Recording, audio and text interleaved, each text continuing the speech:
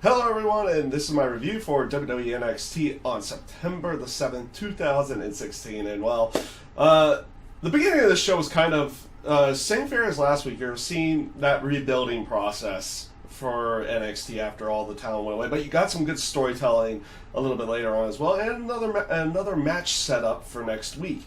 But to start off the show, they had TM61 go up against a couple of the guys from the Cruiserweight Classic, Tony Nese and Daivari little I think either brother or cousin. I forget exactly which one.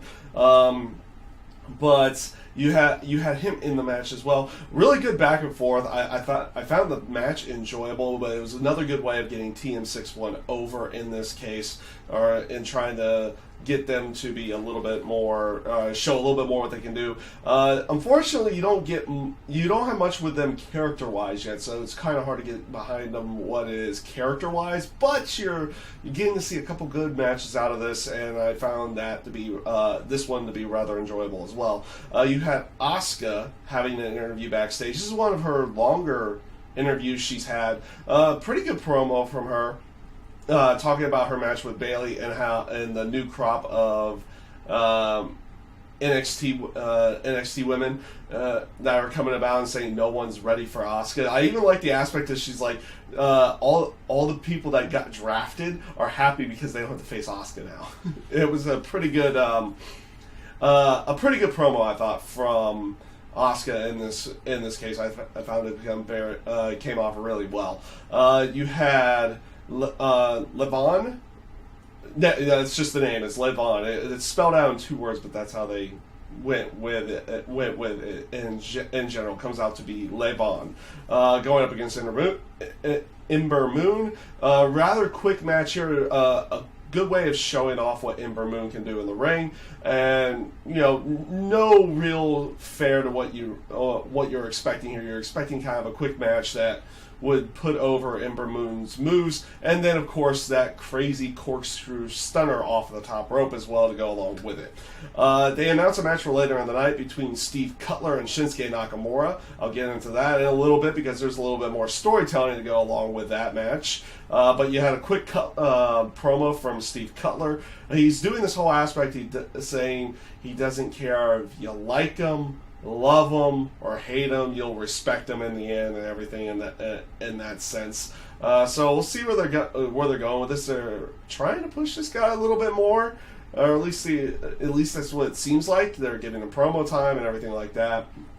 But it is what it is. And then of course right afterwards, again, we had another promo from No Way Jose this time. Setting up for their match with him and Bobby Roode for the next week. So basically, him cutting a promo on Bobby Roode came off rather well. It was an all right promo, but nothing spectacular in that sense. And like I said, it sets up for a match next week with Bobby Roode to go along with it. Up next, you had Andres Cien Almas going up against Austin Aries. This was set up from the week before from that promo backstage, and well, this is a pretty good match again.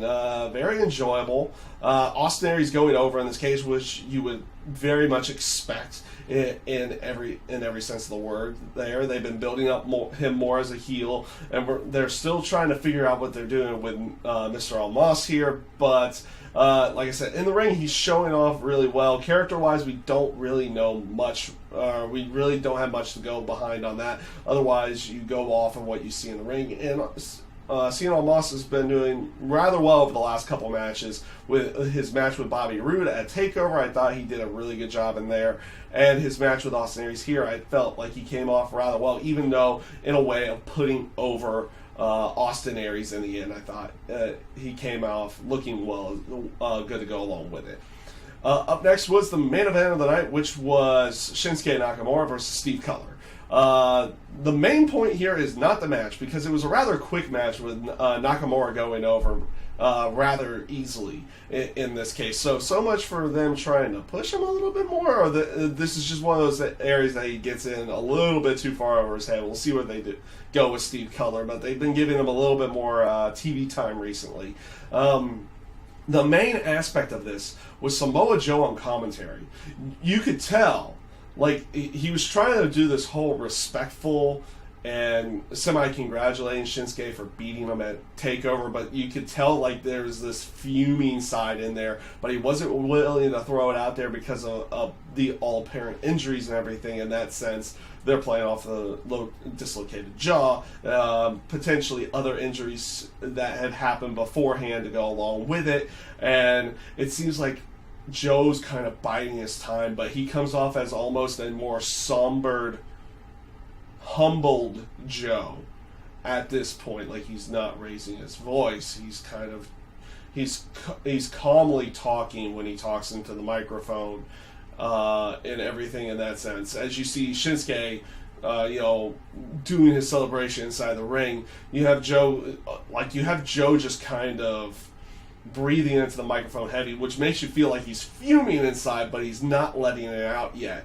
It came off rather well, honestly, in the terms of storytelling. Like, you're expecting something to explode here very, very soon. We'll see what they end up doing with that to be somewhere down the road with this, but we'll see where they, like I said, they'll go with everything.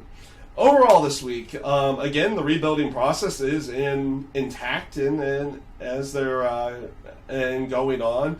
You got a couple really good matches out of it, I would say a couple pretty darn good matches out of it, with the tag match at the beginning and Sin Almas going up against Austin Aries. I thought were both rather well done matches. The Asuka interview came off rather well, and the stuff that Joe was doing throughout the night to kind of build up more with him and Shinsuke Nakamura came off really well to go along with it, to go along with everything tonight. So not a bad NXT this week, but with that being said, it still feels like they're in that rebuild style of the process and everything. You're seeing newer guys and everything like that, so it's taking a little bit of time to get used to it after all the call-ups after the draft. So with that being said, that is my review this week for WWE NXT. I thank you guys for watching, and I hope you have a great day.